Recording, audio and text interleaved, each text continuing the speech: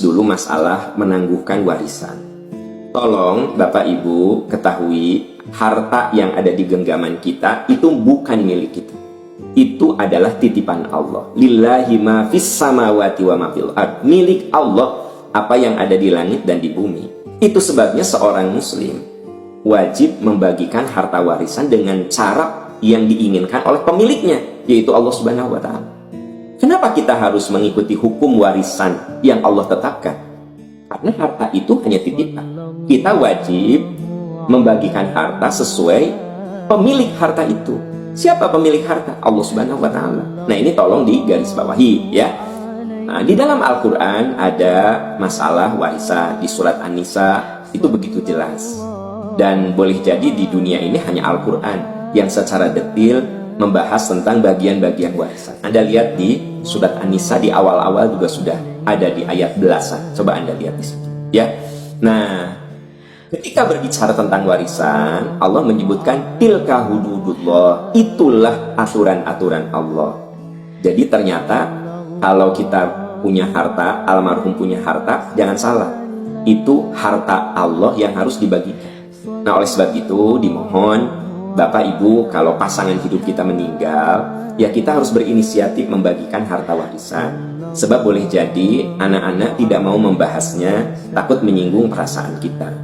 Jadi kalau ibu ya ditinggal oleh suami, kumpulkan anak-anak, membahas tentang warisan. Ibu yang harus memulai. Kenapa? Ya anak-anak seganlah untuk membahas, ya kan gitu.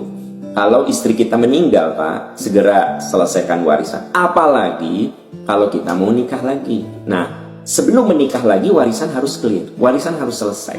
Sebab betapa banyak persoalan itu muncul justru istrinya meninggal, warisan belum dibagikan. Nah, ini udah nikah lagi. Apa yang terjadi? Bercampurlah harta peninggalan istri dengan istri yang baru. Nah, jadi untuk bapak-bapak, ini camkan nih, ini aturan Allah, bukan pendapat saya. Kalau bapak-bapak ditinggal wafat oleh istri, silahkan bapak nikah lagi. Tapi jangan salah Pak, selesaikan dulu urusan warisan. Selesaikan.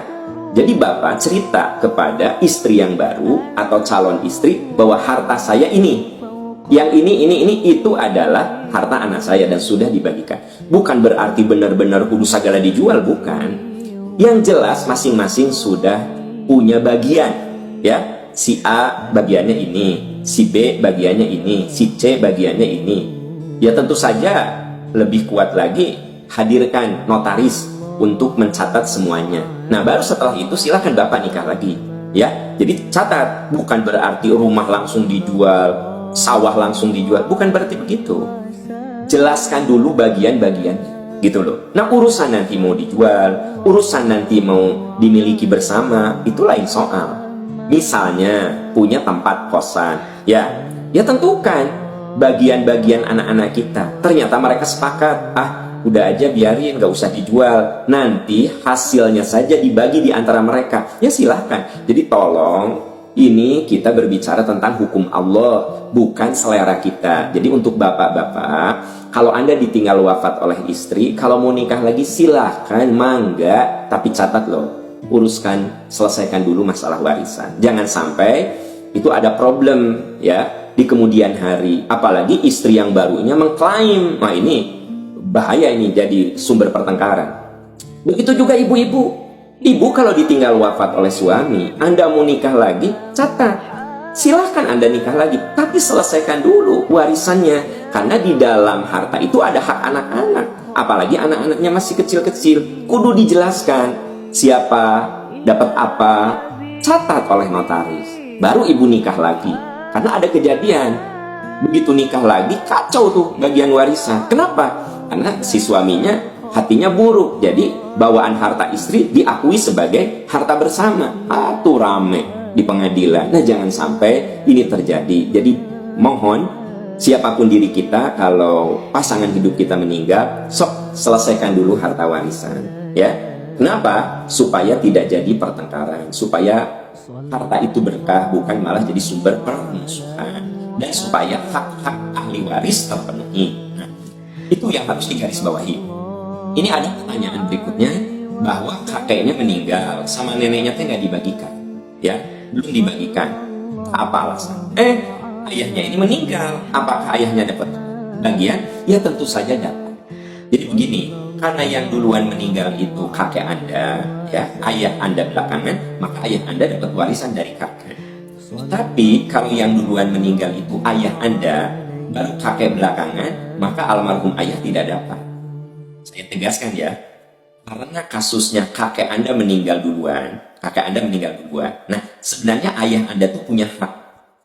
Nah ternyata sebelum dibagikan, ayah Anda meninggal, maka haknya bisa diambil oleh anak-anaknya, oleh Anda sebagai anaknya. Tapi sebenarnya itu hak ayah, ya, catat ini. Tapi kalau kondisinya ayah Anda duluan yang wafat, nah, baru setelah itu kakek Anda, maka sebenarnya ayah Anda juga Anda, ya, tidak dapat warisan dari kakek. Karena apa? Ayah Anda yang duluan wafat, begitu. Itu singkatnya, karena kalau bicara warisan harus konkret, harus nyata, ya.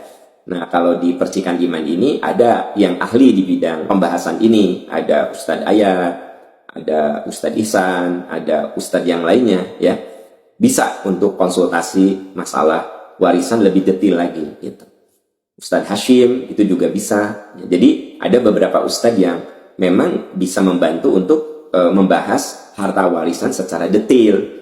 Karena kan yang saya jawab ini hanya globalnya saja. Karena harus jelas kasus per kasus kalau masalah warisan. Ini hanya gambaran umumnya saja. Wallahu a'lam bishawab.